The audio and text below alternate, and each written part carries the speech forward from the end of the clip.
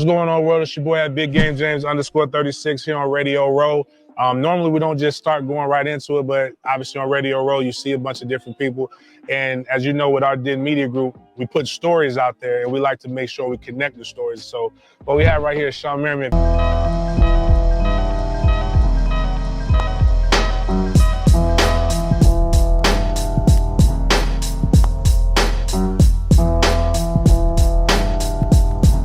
Anybody remembers? I know he doesn't because he's hit a lot more important people than me.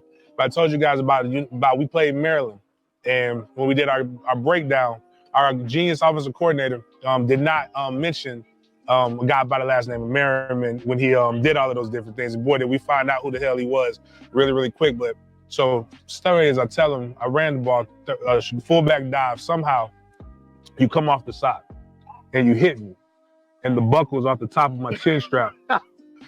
Like just evaporated. I don't know what the fuck happened. Like it just, I'm dead serious. Like you literally, that's why when I was like this, I don't really get an opportunity to talk with people who hit me. And I'm like, you know, and I tell people, they're like, what's the heart? I was like, to this day, I don't know what happened with that. Nobody's ever made those are up there. Yeah. Like, but those came off. So, but anyways, man, I appreciate you taking the time to come up and obviously we won't take too much of your time, but what was it like in college? Like, what? Just real quick, how did you get to the University of Maryland? And what brought you to play football in general? Yeah, so I grew up in Prince George's County, Maryland. Okay. And actually, coincidentally, I played basketball first, and so I came through the same AAU program of Kevin Durant, Michael Beasley, like all of us. We came up playing basketball first. They kept going here, and I went, here.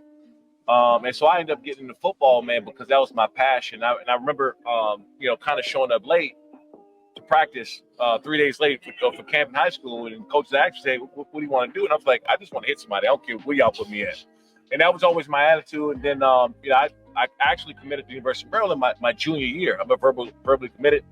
And I was looking at Florida State. I was looking at Miami because I felt like I was more of a Florida boy to fit in to, the brand and the style of football that was down in Florida.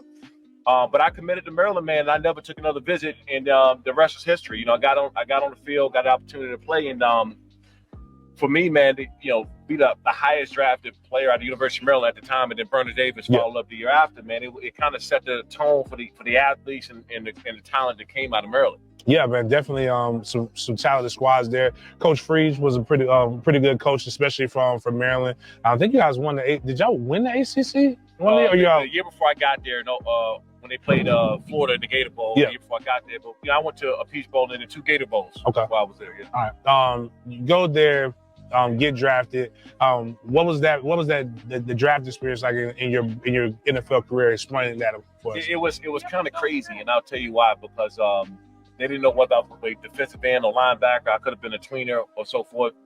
Also, I was anywhere in the top 15 picks. So when I was taking my visit, actually my family thought I was going to the Cowboys because Jerry Jones and Bill Parcells told me they wanted me there. They told me in the meeting. So half my family, who already were Cowboys fans anyway, was already had that Stitch Merriman jersey, the Cowboy hat ready to go. And they announced, and I ended up going to the Chargers. But they also told me that if I was to slide past anywhere in the top 11, I would be 12. Right. So I knew I was going to go somewhere in the top 15. And man, like you get drafted anywhere that high. Leaving, I was 20 years old, when I left and got drafted.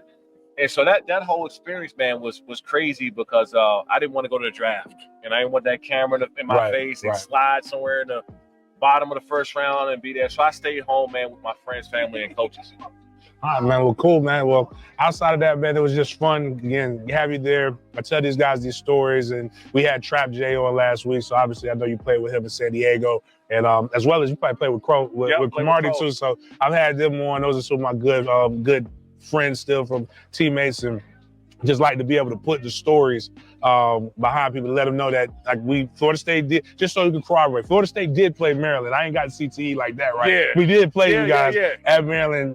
We thought we were going to win that game. Y'all upset us. I tell you, man. I mean, Crow almost ruined that thing for us at the end by picking the ball off. And I say this: two of the craziest athletes I ever played with. One, Vernon Davis in college, and then Cromartie. And I'm talking about even post knee when he had the knee thing.